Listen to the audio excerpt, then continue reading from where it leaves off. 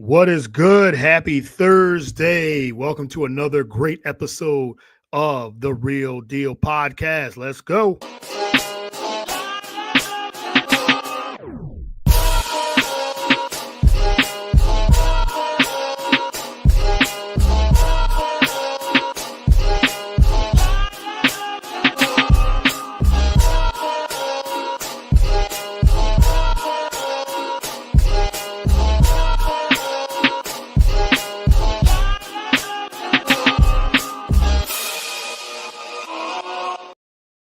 All right, welcome to another great episode of the Real Deal Podcast.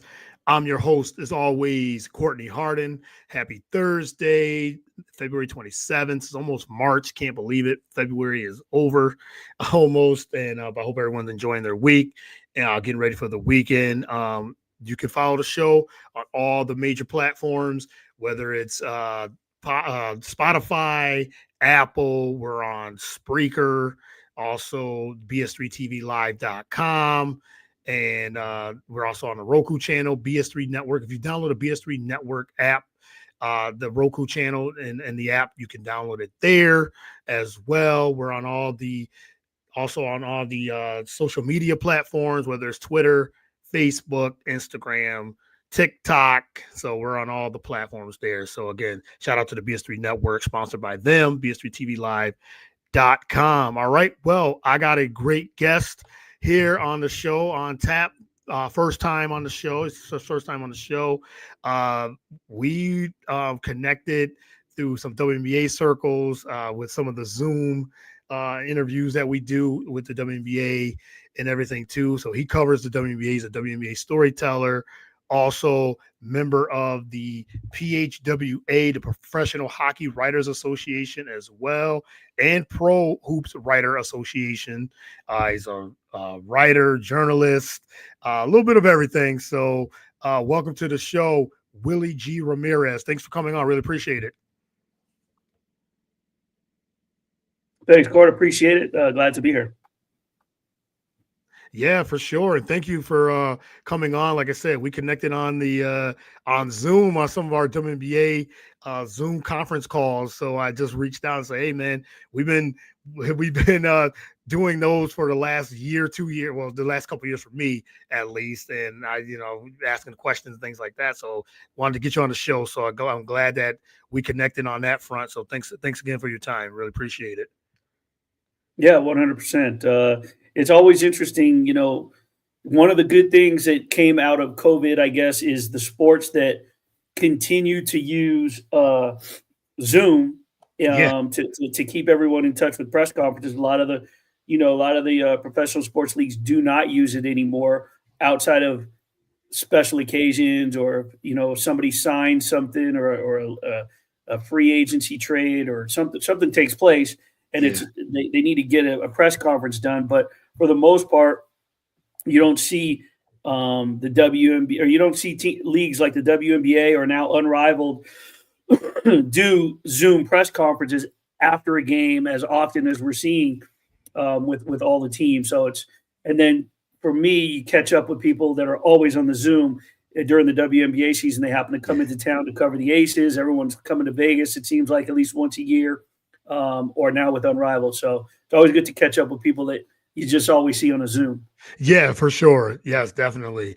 I totally agree. If you guys don't have any questions or comments, you can do it on YouTube, and we are also on YouTube. So definitely in the comments or any questions, and Facebook as well. We got Nathan Ramasandra from Nathan's Sports Rush, always loyal listener. Really appreciate it. He say everyone keeps up the great work. He said he's been on a lot of the Zooms as well. So Unrivaled, WNBA, and he said facts of what you just said. So yeah, definitely appreciate all the comments and the questions as well. So we'll start here. I always ask my first question, how you got into sports and media, and why does that interest you? And so yeah, do a little background, and you go as long as you want. Yeah, I've been in Las Vegas since 1972. Okay. You could get up and down the Las Vegas Strip in about 7 minutes. And it was nothing but a desert. And There were some casinos and a few neighborhoods just dropped in the middle of the desert. We had the convention center with what they called the rotunda. It looked like a spaceship where the Running Rebels played, and a stadium way out in the southeast end of town, which we called the Silver Bowl for the UNLV Rebels. And just growing up in Las Vegas and being a sports fan as a little kid, you sort of affix yourself to certain teams, Yeah. certain patterns that you follow. Waking up watching on Sundays, watching NFL Today and Brent Musburger, and watching Brian Gumbel on NBC and the games of the week, and of course Howard Cosell and Monday Night Football. So just become impassioned with sports, and it kind of just grew. I never really got to get involved in sports. I got to play Pop Warner twice, but that was it. So it sort of resonates still to this day because I really love playing football. But the next best thing, I guess, was to write about it or talk about it and sort of cover it. And as it grew into high school, when I got back to Las Vegas, because we moved away for a few years, I was the sports editor for the yearbook at the high school here in Vegas, and wrote once for the school paper. I couldn't keep writing because I hadn't taken Journalism 101, and the newspaper was 102. So the job that I had in Las Vegas, here at one of the local malls, the manager and his younger brother, who he and I became best friends, their family founded the state's only black newspaper. When they got here, they founded the first black radio station, KVOV, in the 60s. And then they founded the Las Vegas Sentinel. They bought out an existing paper called the Vegas Voice and created the Las Vegas Sentinel Voice, which was the state's only black newspaper. So I would hang around and just do odds and ends and just kind of poke around and see how it was put together on an old typesetting machine. And the first article I ever wrote was the cover story in April. It's coming up, 1987. So what'll that be? 38 years. Right. In April will be the 38th year anniversary of my first byline. And it was a cover story on the point guard for the Rebels at the time, Mark Wade. And that was the year that they went to the Final Four and lost to Indiana. And Indiana went on to win it, beating Syracuse in the national championship. But Mark and I were really close friends. And so just hanging out at the Sentinel Voice and doing, like I said, doing odds and ends.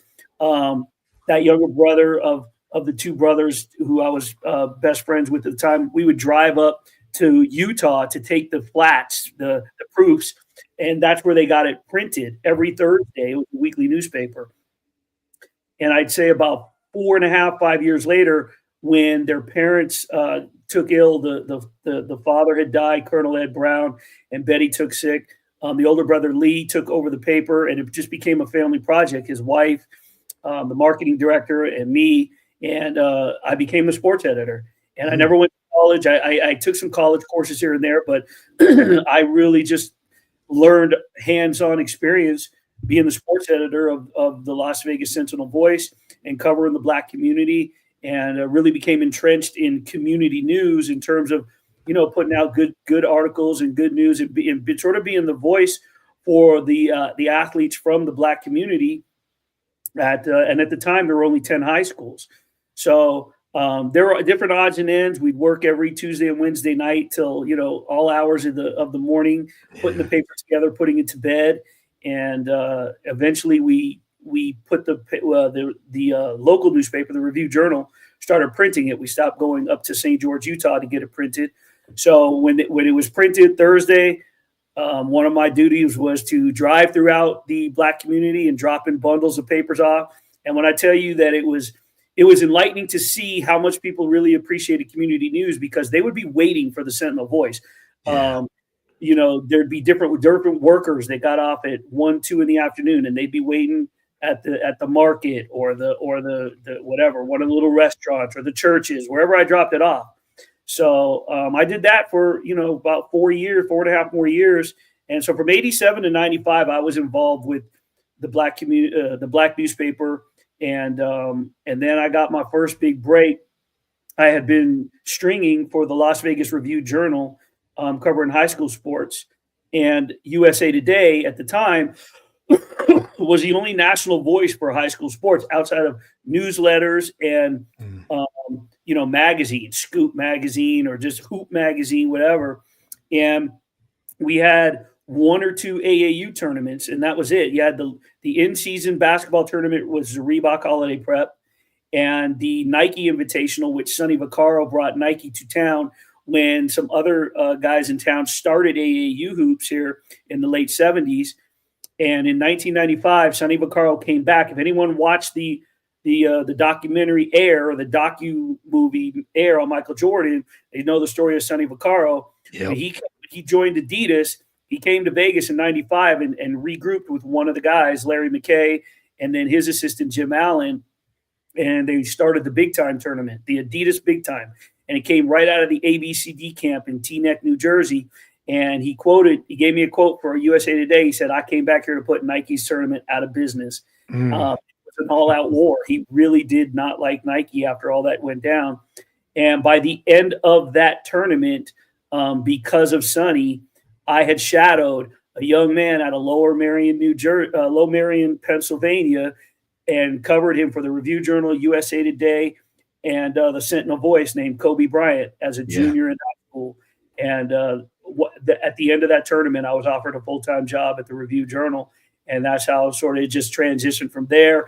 And a year after joining the RJ and winning some Page Design Awards, I went back into community news with their community paper and started covering community news on the whole, a lot of sectional and regional stuff, until I became the sports editor there. And the one thing that I never forgot about was how I got my start. It's one thing you learn in Las Vegas growing up in the 70s. Anyone that's seen the movie Casino knows that back then you grew up under a certain rule of thumb, and the loyalty that ran thick and thin in the streets of Las Vegas. You sort of appreciated and remember where you came from. So I always, every February, I made sure that the editor of the paper, the community paper at the Review Journal I work for, knew that I was going to do Black History Month specials. He knew that I was going to have sort of an affinity toward covering Rancho and El Dorado high schools, that if it wasn't for those schools, if it wasn't for the community, I wouldn't have been there at that time. I wouldn't be sitting here on this podcast right now if it wasn't community in Las Vegas, historic West Las Vegas. So just last week, I did a story for the Golden Knights on Black History Month. You know what I mean? So I still, to this day, 38 years later, make sure that I'm always going to recognize and give back to the Black community, because if it wasn't for historic West Las Vegas, like I said, I wouldn't be sitting here and I wouldn't be doing what I'm doing. I have no clue what I've been doing. And it probably wouldn't have been good considering where I had come from and the stories that I could tell from back then, which is a whole other episode, because I may have some big news for you in the next couple of months, Court. But okay, so it just flew from there. I had a son in 1996, and the week of his first birthday, I split from his mother, and I became a single father, and I dedicated my life toward being a single father. And the day and I stopped doing everything except for online work, no more deadline work. And the day he got his driver's license, I made a phone call. I said, "Okay, put me back in action. He can now get around on his own." Yeah. I auditioned for the Associated Press, and I became a freelancer for them. And since 2012 through to this day, I've become a full-time freelance writer, and really put the position in a different perspective than a lot of people expect, because a lot of freelance writers that you see and know out there, it's not all they do. They have other ways of supplementing income. You can't necessarily support yourself on being a freelance writer. It's very difficult to make the type of money that you need to make to live in today's society as a freelancer. But I found a way to do it. And that's pretty much the crux of it. And here we are today. Yeah, I love that. And it's like a lot of layers to it too, because like you said, everybody's journey is different. People, like you said, people go to school for journalism or media or anything like that. But you said you were learning based on your own, but you were learning from others and just getting information and just just taking it for what it is and just going through and say, okay, I can do this. Let me learn from this person. Let me learn from that person, right. And everything too. And then you're thinking, oh, I enjoy doing this too. Like I said, for a newspaper or anything like that. And I think that's a way to get in and especially today, there's a lot of ways to get into media. You can start your own podcast. You can start your own, writing. You can write on websites and things like. Back then it was blogging and other Right. things like that. But connections nowadays.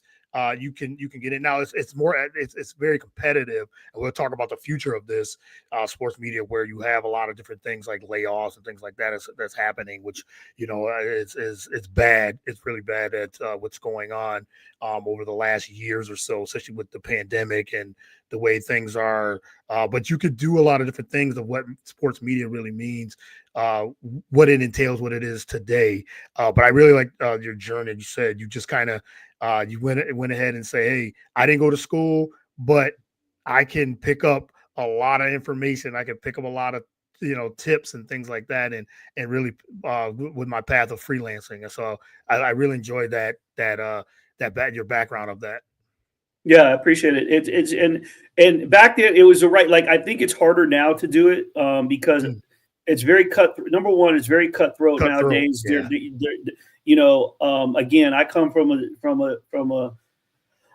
an era where disloyalty results in bad things. You know what I mean? Yeah, no matter what industry you were in, and there were no, calling a supervisor or authorities or whatever. You just took care of the business.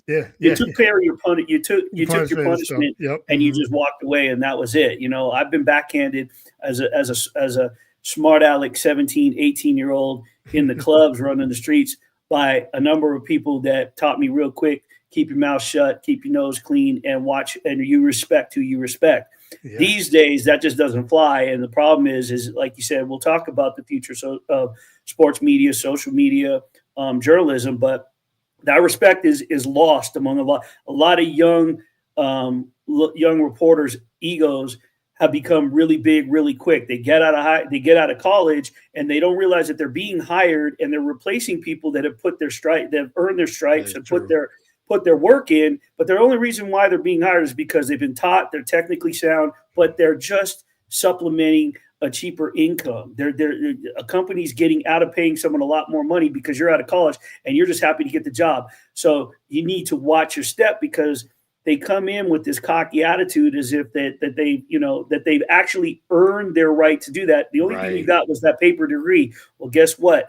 It doesn't mean anything if you lose that respect and that attitude, or if you have an attitude that comes with it. And it's really lost. It's a lost sort of, I don't want to use the word art, but it's just a lost intangible that I think is what brings a lot of old school media members, or even still the younger generation between them and me, the late 20s to the mid 50s, those people in between that have worked their asses off, that it brings them down a notch too, as far as, it gives them a bad look. And I think that's where a lot of athletes these days have put a chip on their shoulder toward media members. So it's gotten bad, but at the same time, there are still a ton of good people. And where I was going with that is, excuse me, fortunately for me back then, we still have people that cared and good mentors. So like when I was getting started with the Sentinel Voice, people that were with UNLV, I'll never forget the very first time I covered a UNLV football game, and I was sitting in the front row, and something happened, whatever it was, and I kind of just pumped my fist. I said, "Oh, there you go."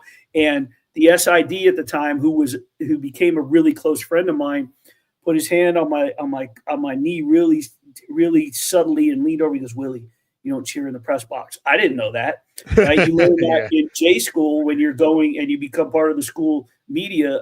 So I didn't know that you didn't cheer in the press box. So little things, just tiny little things along the way. And then, the other thing was I got whipped right into covering boxing, the Bo Holyfield trilogy, right? Think about all the Olympians in 88 and 92 that were coming out, the Holyfields, the Meldrick Taylor's, Terry Norris days. I was at every boxing match, not knowing a thing, but I was mentored by two of the best at the time. They were two of the most recognized worldwide, almost celebrity type media members in John Saraceno and Wally Matthews, and they took me everywhere that I could.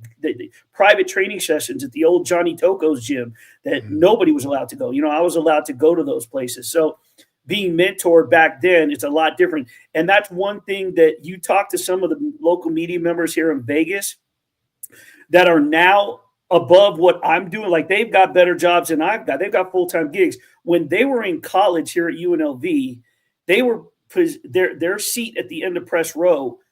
Nobody acknowledged them. The members of the media that are still here in Vegas that now acknowledge them because they're part of the big time media, they didn't acknowledge them back then, whenever that was, 10 years ago when they were in J school. I was the one that was talking to them. I was the one that was helping them. There were a couple of guys that I was giving my freelance assignments. I was giving up money so they could learn. Yeah. And just kind of doing what other people did for me 30 years ago, because that's just sort of paying it forward. Now everybody recognizes them because they're working for big major outlets, and they've made a name for themselves. But I'm never going to look down on the journalism students or the younger. The ones that are respectable. There are a couple, Courtney, be real honest with you, that deserve a good crack across the chops. In the streets in a totally different realm, but that's a whole other story. No, you're right. And you encounter during, you said, even if you have like a podcast or some type of show, and you do encounter some people, as you said, the younger generation. Like I said, I'll never look down on them either, but you're right, that lack of respect is not always there. And you do have some that will say, hey, I want to be mentored. And you say, you're right. I think giving back is forgotten. Or you said earlier of saying that, never forget where you started from, and always, the mentors you've had and the people that you've learned from. And like I said, and gathered all the knowledge and information and wisdom that you were gathering throughout your journey. You never forget that. And you're right. I think sometimes some of the some people that get these jobs, and they said if they earned it is great. I give them the utmost credit, utmost props for that. But you have the ones that you said they graduate out of college and they think, oh, I deserve a position. I deserve this, this credential. I deserve. We know how hard it is to get credentials, no matter what it is. I've been denied a lot of credentials and had gotten some, so, but it's part of the journey. I don't take it personal or anything like that. Now, sometimes some of the ones that,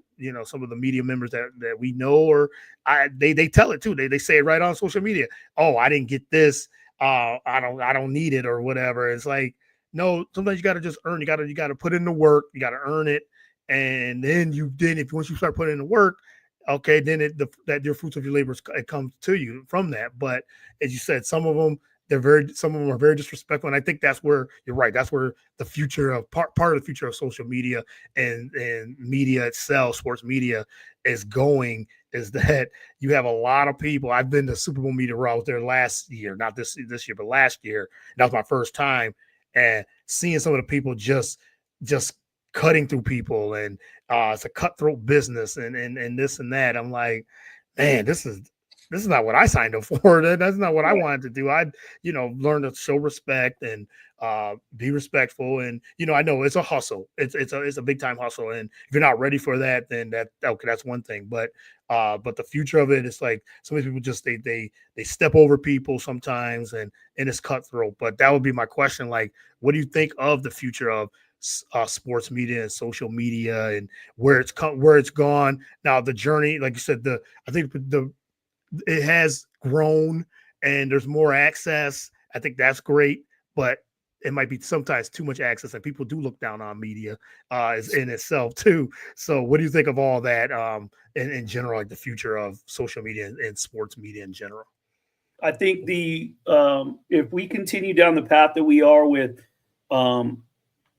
social media and people that are just creating sites or podcasts, no offense, you're a podcaster, but if we get people that don't have a journalism background and don't have the respect for the work that others have put in, we're in for a world of trouble. We are all going to suffer because you're getting people that don't understand. I give you a perfect example. The Aces, at Aces games, there is a hallway in the back where the VIPs, the courtside club, their VIP room, pre-game, halftime, and post-game is right across from the media room, right across from the press conference room, right across from the media dining room.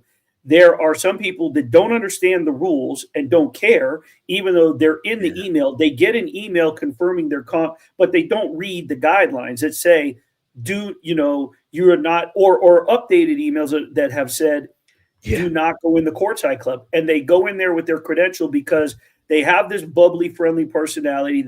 They cozy up to the security. Everyone's like, hey, good to see you, good to see you. And they sneak in there. They say, oh, there's no water available. Can I run in there? And then they come out to courtside with all the plush snacks.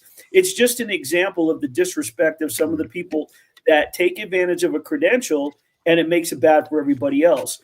And then you have people that just I don't want to say they steal stories, but the aggregation of stories has gotten bad. We just covered this on ESPN radio the other day, and where you see something and then you rewrite it. Someone was writing about Shedeur Sanders, and so he doesn't decide to go to the combine. And then you have somebody writes about it, and maybe one GM makes a comment, sourced. It's not, it doesn't, it's one GM said anonymously, blah, blah, blah, whatever. This person decides to write and says, all 32 teams unhappy with Sedan. You don't have all 32 people credited or sourced. Get all 32 general managers or coaches saying that they're upset with Shedeur Sanders. Yes. So you have people that are aggregating stories and rewriting stories so they can get clicks. Why? Because the only way they're going to get paid is by getting clicks. I work for a site. I'm contracted, I should say, by a site. I have my own media company that supplies content for a lot of different avenues, if you will, whether it's the Associated Press, whether it's some sports betting stuff, whether it's the hockey, the Golden Knights with hockey, women's basketball, you name it. So, but the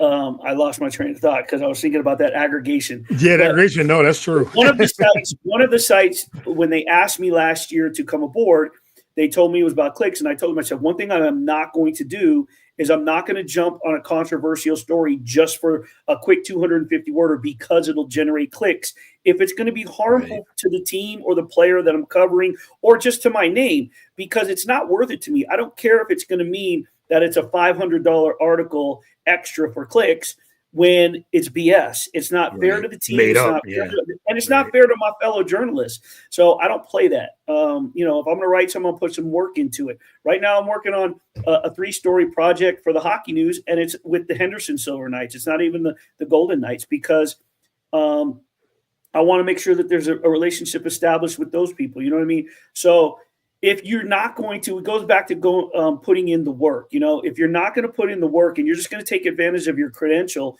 and worry about what the media meal is and how close you're going to get to sit and the footage you're going to get, then you're going to eventually get outed. And it's going, one of two things is going to happen. It's going to be the downfall for sports media, which is never going to happen because you're going to need your columnists and your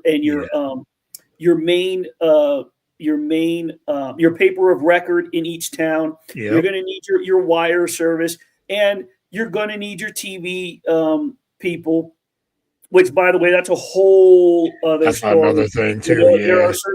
There are certain national TV people I've run across from Canada, from across the states, that think that because they're on TV, because they're part of this network, because don't you know who I am? And this is, I don't care who you are. I really don't care. If I was standing here first, I don't care if you're on deadline. That's not my fault. It's not my fault that your producer wants you to do a live shot. And no, you can't cut in front of me because I got a deadline too. You know what I mean? So until we have people starting to respect other people's work, it's right now, I think we're in a very bad, very tight space where we have to be cautious as to how we're treating people and how we're conducting ourselves. and how we're coming across, because it could be the downfall for a lot of people in your industry, Court, where Yeah. people are just going to say, you know what, we're cutting off all these, we're cutting off this, we're cutting off that, and here's who's getting credentialed. Everyone else can go on Zoom, or everyone else can do this. It's going to come to that because people are starting to make it look bad. Where the future's going, I don't think sports media is going away, but I think that there's some point it's going to have to be regulated a lot stronger. Yeah, I agree 100%. Everything you said, because it does come through. Let's talk about the WNBA and the media itself. Uh, which from last year there was a lot going on with that, and people making up stories and doing all types of things. And it's interesting because you had the draft. We'll say the last year's draft. The WNBA cut off a lot of credentials because they knew this was going to be. It was a big class. The draft class was huge. You know, Caitlin Clark, Angel Reese, Cordosa. There was a lot. Rakia Jackson. There was just a lot. This was a great draft class. So they cut off a lot of credentials, and people got upset. And people were on YouTube. And you said, you talked about some of the people that were on YouTube, and you see a bunch of YouTube channels now, a bunch of YouTube, a lot of channels and things like that, and shows that they're just making up things for clicks. They're making up things to get a rise, and they know that's where people are clicking on it and people are watching it. But it's like that story wasn't told. What's going on here? But you're right. It goes to that. At the NFL, they're doing that now because they just did it just with the first Super Bowl for Media Row. They cut off a lot. Like last year, they had 150. There was 150 outlets, and it was the major ones. It was influencers. It was a lot of different. It was a lot of people there at Vegas. And then this year, my network they tried to get a booth. They got a booth last year. They didn't get a booth this year. And some others that had done it, they cut that off because, like I said, they're trying to regulate because some bad apples are ruining it for others. I think it's going to, like I said, I think other companies and other sporting events are going to start doing that too. And again, that it's hurting media because of that. But then you got to regulate it too, because you're going to have people that's going to go in there, act like they're big shots, and then it messes up for people like us that want to tell stories, that want to really get into this and put in the work. But it's hurting us because now we can't get the credential because of that. They give it to the bigger networks first, and then you're going to have some other people that are just getting cut off. And the leagues have the right to do that, and I think it is good because you are trying. You got to regulate, and you are cutting off people that are just there just to, you said, get the food and not want to put in the work and being very disrespectful and all those things. So yeah. There's a lot, like you said, there's a lot of layers to media, what it's become and where it's going.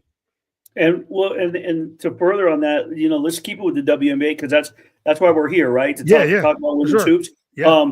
Where it hurts also is that's where you get denied one-on-ones. That's where you get denied interviews. That's where they're running screens. They're running off ball screens on the media, and you can't get certain people. And I'll be real frank with you. I've heard this phrase. I'm not just saying this, and I'm certainly not making it racial. I'm saying this because I've heard the phrase from one of the most prominent faces in the WNBA right now. And she was like, Willie, people are tired of old white men. They're tired of dealing with old white men and this was a few years ago, coming out of the first Trump administration, and then people that were in that sort of in those politics and coming into, but nevertheless, it didn't matter. The social injustice and everything that was taking place coming out of the bubble. Yeah. One of the most established relationships I had, and I joked with her last year about it when she came here, because when she first said it, one of the persons that was sitting with her was not playing, but she was in Vegas for the game, and they were teammates at the time. And we're sitting there talking. I was joking. I was like, I tell this story all the time of when you were here and you were like, Willie, people are just getting tired of old white men and all the BS that comes with it. And they want to, guess what? They want to talk to the people that look like them. And that means, the young people of color or minority, especially female reporters, because they trust them more. And I get it and I understand it. The problem that I've had with it is that I totally get where they're going to be cautious of people sort of nitpicking about their game or assuming they know about why something's going on off the court or behind the scenes in the locker room. But for someone like me who's had an established relationship and then all of a sudden we're going to just draw the line and no, not Willie either, and I'm getting denied interviews, it's bothersome. And it's not because of me, it's because of so many other things. Yep. And I understand it, but at the same time, it's hurtful and it's bothersome because now you get a sour taste. Now you have a negative connotation in your mind. You don't want to go into writing, and rarely are you going to see me write a negative piece unless there's some controversy going on, unless there's a scandal and I'm told to, I've given an assignment. The beauty of my job as a freelancer is, everyone wants a fluffy, really feel good story. I have an established relationship with the Spokesman Review in Spokane, Washington. Anytime a WNBA team comes through Vegas, or I have access, like I had access to Courtney Vandersloot during Unrivaled, I can call the editor and say, hey, do you want to feature? And they're like, yeah, absolutely. Right. Yeah. So I have an established relationship. I'm always going to write good pieces, feel good pieces. If I was a beat writer, I would have to write the controversial story as much as I'd have to write. Now, I will write opinions in columns like I did last year when Caitlin Clark was left off the Olympic roster. And I said, it's a good thing. It should have happened. She didn't belong on the Olympic roster. When Asia Wilson first came out with her shoe deal, and I was the first headline that said A1 since day one, right the day after Callie Lawson-Freeman broke the story. She had the initial story, but I wrote a column that A1 since D1, since day one, she's been that. Other than opinionated columns, I'm still not going to write anything negative or hateful toward anybody. It's just not my style. I've gotten past that. I'm not a beat writer to do that. But that all being said, there are people out there making a bad name, and it's making it difficult when you're trying to be a part of a community in which we've told which we've listened to the women say we need more storytellers. I just had Kia Nurse on a Zoom last week, and she thanked me. She was like, thank you for continuing to tell our story, right? Alicia Clark agreed to a one-on-one because once I went through the proper channels at Athletes Unlimited. They agreed to it, and we got on the Zoom and went for it. She knows I'm not out to dig for information or worry about where she was signing, so on and so forth.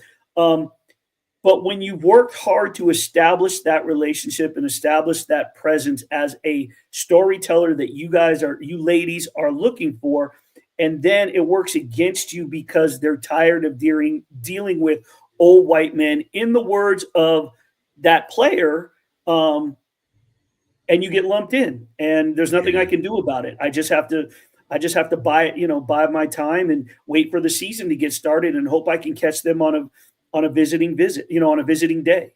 Yeah, for sure. And then you're right. It only takes a few to ruin it for the media members that really want to tell the stories of these women, these incredible women, talented women, and tell the story and telling the stories right, and correct, and not out to get them, because that's how a lot of them feel that way, because they feel that way about certain media. They feel that way, and they have a right to, because if they feel attacked or they feel like the racism and all these things, they have a right to deny any access that they from anything, from media, from anything, if they feel that way. And then there was a lot of that last year, and we took a step backward. We took a step backward last year because of the fans. Yeah, but I had it out with I'll tell you who I got really ornery with and truculent with was more fans than anybody last year. With the Caitlin Clark fans, because they sort of felt like it totally took me back to the early 80s. I was ringside for Muhammad Ali and Larry Holmes, and Larry Holmes took over the heavyweight division. Then all of a sudden Jerry Cooney came around, and all of a sudden we started hearing the phrase "the Great White Hope." It was the first time they were using it since Jerry Quarry, right? Yeah. I kind of felt like that was the vibe last year, where all of a sudden, here comes Caitlin Clark, and so many people from the right side, I guess, if you want to call it, because it was conservatives that were coming out of the woodwork. And they were so happy. And I was like, look, I get it. Y'all are happy to see, a young white woman succeed, but are we missing the point that, like, before Caitlin Clark was Caitlin Clark, Kelsey Plum, if the spotlight was on the WNBA and college basketball the same way it was the last 2 years of Caitlin Clark and Angel Reese's college careers, when Kelsey Plum was a senior, she would have been Caitlin Clark. If Paige Beckers would have never went down with a knee injury 2 years in a row, it would have been the exact same thing. Let's not by lifting up Caitlin Clark and saying that she saved the WNBA and having a lot of the right wing people, the conservatives come out and start talking smack about everybody else, Angel Reese, hurtful comments, Asia Wilson, whomever. You're disrespecting the Breanna Stewarts, the Sabrina Ionescu's, the Kelsey Plums, the Courtney Vandersloot's, the Allie Quigleys, the Sue Burrs, the Diana Taurasi's. Mm-hmm. Do I need to go down the long list of, non-minority WNBA players who have been just as instrumental? I mean, I'm thankful for the fact that we have the Lisa Leslies and the Candace Parkers and the Maya Moores and the Dawn Staleys, right? From way back in the day that hoisted this league on their shoulders. But we have the Becky Hammonds. We have a lot. Caitlin Clark is not the saving grace. She pushed it over the edge, and she's brought everybody to a new level of journalism of this league. I get it. She's brought new eyes. I get it. But that's on the fans. They've all of a sudden decided to jump on board the league that we've all been following for X amount of years. And people have been following it longer than me, right? Yeah. So, but let's not get it twisted. Okay, like I've said, if the exposure was there when Kelsey Plum was at Washington, then she would have been Caitlin Clark before Caitlin Clark was. Yeah. Paige Beckers was on her way until 2 knee injuries derailed her career. Yep. So I appreciate Caitlin Clark. I've had great conversations with Caitlin Clark. I was the first one, by the way. You go back and look it up. She was getting hammered and making herself available for 3 press conferences on game days. Shoot around, pregame, postgame. Nobody does that. She was doing it because she knew the demand. After they got their first win in LA, after opening the season 0-5 or 0-6, whatever it was, I got on the Zoom, post-game Zoom. I asked, because the next day they were coming here, and I asked her and Aaliyah Boston, I was like, I just want to know how you guys are doing mental health-wise. Yeah, you're right. And she thanked, the next day they were here, and she thanked me for that because, I'm not a Caitlin Clark hater. It's just that I'm a realist as to what this league has been long before and the path that was laid for her. And she knows it too. She appreciates it. She's not, it's everybody else that needs to stop with the freaking hate on, the comparisons of Angel Reese and her. Just stop, because this whole league comes together as one big unit, one big family that's brought it to where it's at today. Yeah, agreed, 100%. You're right. It's the toxic fans.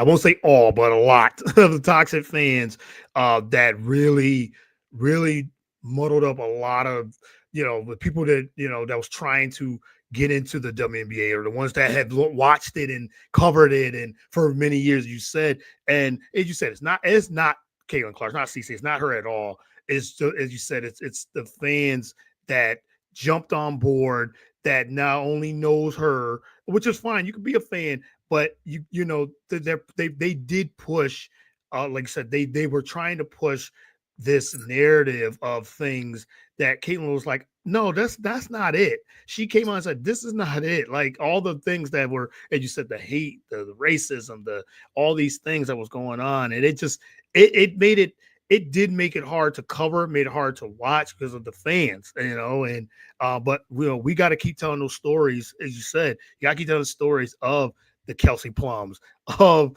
Paige Beckers when she gets into the league, still of those, so I want to circle back to one thing you talked about, the downfall of this media. Let me give you a quick example. If you think back to the first quarter of last season, all the questions to Kate, not all, let me rephrase that, because then I would be doing the wrong thing. Majority of the questions to Caitlin Clark through the first quarter of the season were, what's it been like showing up to arenas, little girls wearing your jersey, seeing Iowa jerseys, the fans? How's that been? She's answering the same questions over and over, but they're fluff questions, right? Yeah. Angel, and she answers graciously. Yeah. Then you go and watch an Angel Reese press conference, and they're asking, so since you and Caitlin have come, have you seen what Caitlin have it like? Nobody is really asking Caitlin Clark about Angel Reese's games in the Chicago Sky, but they're asking Angel Reese about her and Caitlin and the Fever. So so the one time that Angel said, let me just remind you guys that it's not just about Caitlin. They're watching me too. She didn't mean it selfishly. She was trying to put a point like, hey, ask me about me, ask Caitlin about her. Let's not mix the two press like they're not even playing Indiana, and you're asking and about still asking questions about Caitlin somewhere Clark. else. Yeah. So it was not fair to Angel Reese. No.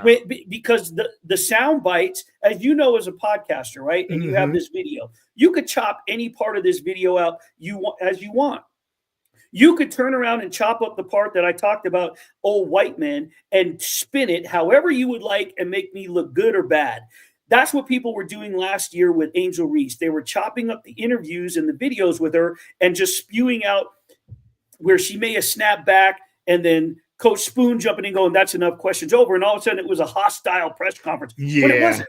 No. You spliced up 30 seconds of Angel Reese answering a question that you didn't like, but she had 9 other minutes of fantastic comments. Let me tell you something. Angel Reese was one of the best one-on-ones I had last year. Humble, nice, funny, hilarious. I had a great one-on-one for my website.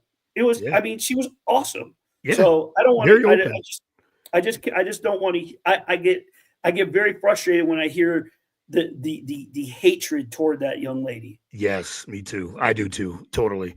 I totally do too. All right. I know we got about 10 minutes. I gotta get into just a little bit of some storylines with the WNBA. We had a big free agency this past month or two, last month or so. We got Unrivaled going on as well. We've been doing some of the, like I said, some of the Zoom meetings with Unrivaled, but and then in the upcoming season, which I'm excited about. I mean, a lot of free agents and trades and things like that has been going on. What are a couple of your biggest that you're looking forward to in this upcoming WNBA season storylines?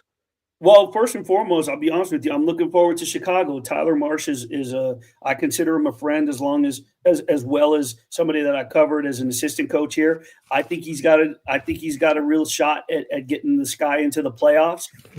I think by bringing Courtney Vandersloot back, it was tremendous because you have, championship experience. You have someone who is just a very caring human being who is going to have patience with the locker room and be able to teach sort of patience to the entire squad. I think by bringing Kia Nurse in, you're bringing somebody who's seen different people. I mean, think about the people that she's played with in New York, right? As a youngster with Tina Charles, she played in Seattle with Stewie, and she was there after.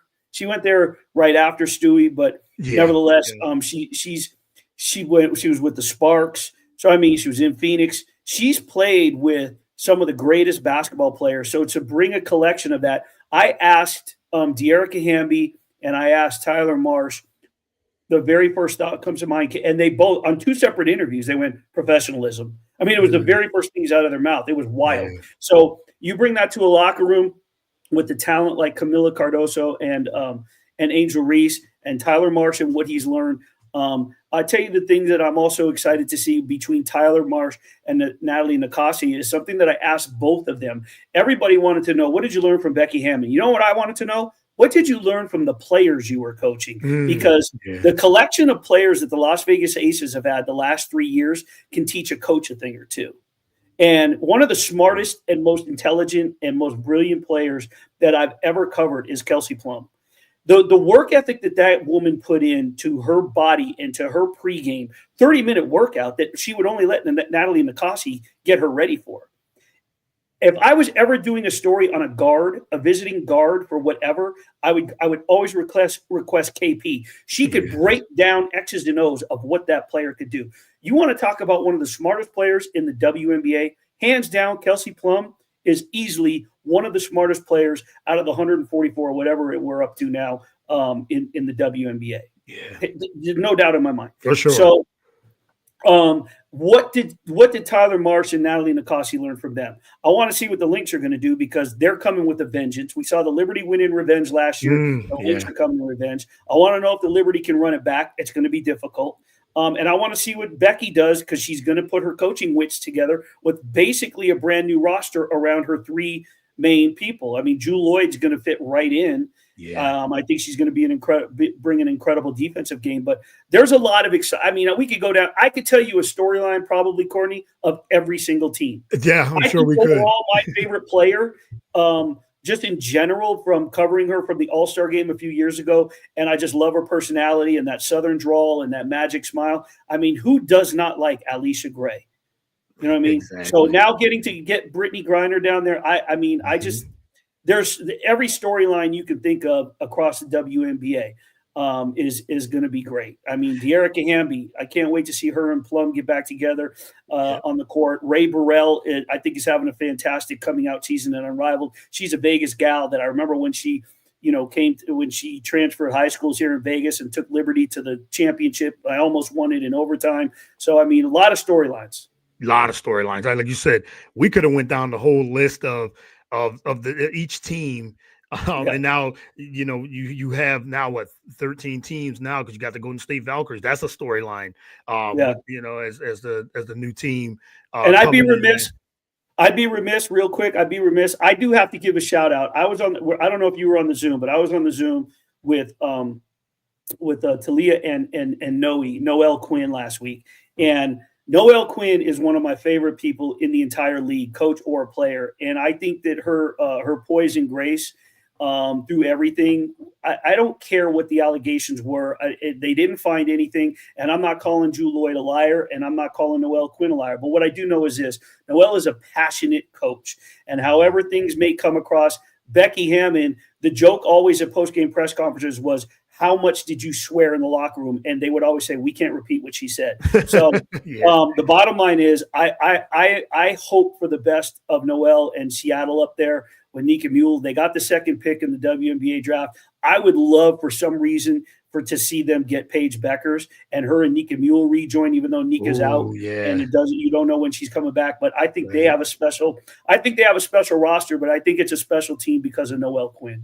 Yeah, like you said, a lot of good storylines. And then we didn't even talk about Caitlin Clark, but we didn't talk about how Indiana just loaded up on, I didn't even get to the Fever, right? Yeah, the Fever. There's so much going on with the veterans they got with DeWanna Bonner, Howard Colson. It's like that's what combined 7 WNBA titles that to be combined with Kelsey Mitchell resigning there and Leah Boston. Yeah, Kelsey's. Yeah. So there's let me ask you this, Cordy. Yeah. Let me interview you. Okay. Who's under more pressure this year? Caitlin Clark or Angel Reese? I think Caitlin Clark. I know it's Caitlin Clark. Yeah, definitely, because now that they've loaded up the team with veterans, which they needed, new coach in itself too. I think the pressure is on Indiana I don't know if the pressure on them to win this year, but they got to go beyond what they did last year. So, in Las Vegas on the odds board, they're picked 4th right now. So it's New York, Vegas, Minnesota, Indiana. The pressure's on them to win a title because of the expectations they put on that young lady. The reason why I don't think there's as much pressure, I don't think on Angel, is I don't think that young lady could take any more hate than she took last year. And guess what? She's used to it now. She's weather worn now. And don't forget, she's from Baltimore, Maryland. Yes. She come from the streets of Baltimore. Angel Reese is more mentally tough than people may have seen her emotional breakdown, but Asia Wilson broke down emotionally last year during the season. Don't think for a moment that last year didn't strengthen that young lady, and she's going to come out even stronger with everything that she's been through. Angel Reese withstood a lot, where Caitlin Clark was showered with flowers and love. And if things go awry at any given time, which it'll be tough to do that with Stephanie White's a great coach, but at any given time, it's a matter of the mental toughness that and the pressure that Caitlin's going to have to deal with this year, because now everybody knows what to do. They physically beat her up last year. Now they're going to, where's Caitlin Clark's defense? Where's that going to improve? That's the one area that she's got to improve on is her defense. So now that people have a year of game film and remember, it's going to be tough on her, I think, just because. And I don't think that I think she's capable Yeah, I of think she's definitely going to do it. Yeah. she can handle it. It's just that Yeah. I just think there's more pressure on Caitlin this year than Angel Reese. I agree. And I think then you said having a coach like Stephanie White. I just was listening to an interview with Stephanie White. She was on Richard Deitch's podcast, and she was talking about unlocking even more out of Caitlin Clark. You know, Caitlin Clark had a phenomenal year, rookie of the year, first team All WNBA, deservingly so. But now it's now elevating that game. She said cutting down on the turnover, defensively being better at that. And I think somebody like Caitlin Clark, she loves that pressure. She's going to get into that. And it's like, okay, I'm going to be in the weight room. I'm practicing. I've already got the jump shots. I can pass. I can do all those things. Now it's just continue to elevate that game. But the pressure is on Indiana because of the pieces around now that I think in the next couple of years, the pressure definitely is for them to win the championship in the next couple of years. So yes, the pressure is on them. So before I let you go, I gotta ask you about Diana Taurasi. Just retiring. Kind of knew this was coming. Because I just had a feeling with the changes that Phoenix had. We ain't talking about them. The changes they've had, they got a whole brand new team now with Brittany Griner leaving and now Diana Taurasi retiring. But what do you think of Diana Taurasi? Her career as a whole, one of the greatest of all time. White Mamba, that nickname fits, and the competitor she was as a winner. All those things, the accolades, all the things that she's done from high school all the way to the pros. But what's with Diana Taurasi? What you think of her career in a few words? Yeah, I mean, she's the GOAT. You know, the year that the Aces got here, there were 3 players I wanted to interview the first time that they arrived: Candace Parker, Maya Moore, and Diana Taurasi. All 3 were fantastic. But DT, you know, she gets such a bad rap because she tells it like it is. Like throughout this interview, I basically told you, you know, I'm old school. I'm just going to flat out say what I'm going to say that's on my mind. I watched the clip yesterday on TikTok, I think it was, and it was just over and over where she snips and snaps it, you know, but it was fantastic because it was pure DT. So a lot of media members were rubbed the wrong way or intimidated. I've never been turned down by Diana Taurasi for a comment, a quote, an interview, nothing, or on Zoom. Matter of fact, I shared the one clip that I have from last year when I was working on my mental health project. After I asked Caitlin Clark and Leah Boston about their mental health, I talked to Nika Mule. I did a 3,000-word piece on mental health that was actually up for an award. And its existence in the WNBA. And Diana spoke to me about it. It's on my Instagram story right now. But I think Diana Taurasi is the greatest winning basketball player in women's basketball history, and realistically, overall, when you talk about success with titles and winning and leadership, she might be a top 10 basketball player, men or women, of all time.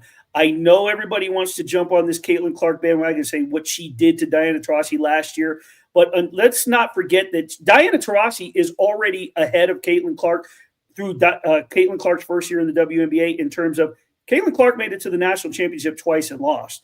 Diana Taurasi won 3. 3, yeah. At Connecticut. She's won how many WNBA titles? How many gold medals? She played overseas. She's the greatest women's basketball winning, you know, as far as winner is concerned and titles are concerned. Yeah. That's why she's considered the GOAT. Yep. And she said it on one of the interviews. Hey, one day someone's going to break my records. I'm just going to set the bar as high as I can. Yeah. And so I think that she set the bar high for not only players, but media members and coaches. Exactly. And I've always liked DT, even said the UConn days, and as you said, winning. And you're right. And you said winning, you said greatest of winning. You said one of the greatest players ever, in regards of winning or anything like that. Yeah. If you had a Mount Rushmore, top 5, whatever you want to call it, DT is up there. She's way up the list. You know, top 3, top 4, whatever. And I know everybody has a different list and everything too, which is that's what for argument's sake and everything too. But man, I mean, for women's basketball players ever, Diana Taurasi is way up the list, because I like with Cooper and Swoops and Cheryl Miller and Candace Parker and Maya Moore. I mean, the list goes on and on. It does, and I'm looking at it, and I'm looking at the full, you know, the totality of full her metal career. jacket, right? The Yeah, full metal yeah, jacket. I'm yeah. talking college, I'm talking international, I'm talking WNBA, overseas, the full metal jacket. There are players that you just mentioned, the Coopers, the Leslies, the Tina Thompsons of the old school that paved the way for her, that paved the way for Diana Taurasi. But from nuts to bolts, from start to finish, from college to international to the WNBA Yeah. to everybody wondering if listen, let me just end it right here. The fact that everybody considers and says, no, no, no, we know the WNBA logo is Diana Taurasi. They can't figure out if it's Diana or Sue Bird. The fact that they're pretty much think it's Diana Taurasi tells you everything you need to know. No, the logo. Yes, exactly. That's the last words you could say about DT. Like you said, the totality from, like you said, from college all the way to the international to the pros. Yes, she won at every level. Like Right. you don't see a lot of players do that, and athletes do that on any sport really. She did it and did it multiple times. So So yeah, she was definitely. You think of winner. That's what you think of when it comes to Diana Taurasi. So, all right, Willie, we went the full hour, man. It was just we couldn't stop. I just had to keep the conversation going. We could have went another hour, 2 hours, or whatever. But I really appreciate the time and everything you got going on. And hopefully we can do this again, maybe before the season starts. WNBA season starts, we'll make a big, huge preview, because I usually like to do that. Have a lot of different people on, and we do a big preview of the season. It's going to be another epic season coming up. But thank you again. Let everyone know where they can follow you on social media. Follow the journey. Ask questions, whatever you got. With your social medias, where they can follow you. Yeah, right there on the screen. Yeah. Where's it at? There you go. Willie G. Ramierz on Instagram and on X, I guess. Yeah. And then if you add a Z to the end, 2 Z's on TikTok, I'm going to try to up my game as the season gets started and do some live shows, and do some posts there, live interviews when teams come into town. So yeah, just right there, Willie G. Ramierz on X and Instagram, and then the extra Z for TikTok. And then my website, as I've been adding stuff since Unrivaled and Athletes Unlimited has been underway, is wgramirez.com. There was some downtime there, but because I really dedicated the site and redesigned it last year for the WNBA. And just to summarize my passion, as I mentioned earlier in the show, for women's basketball and my dedication when I was talking about those frustrating times as to being pigeonholed into a certain category, I don't get paid on my website. I have no sponsors. The only logo you're going to see on that site is right here. It says Perfect.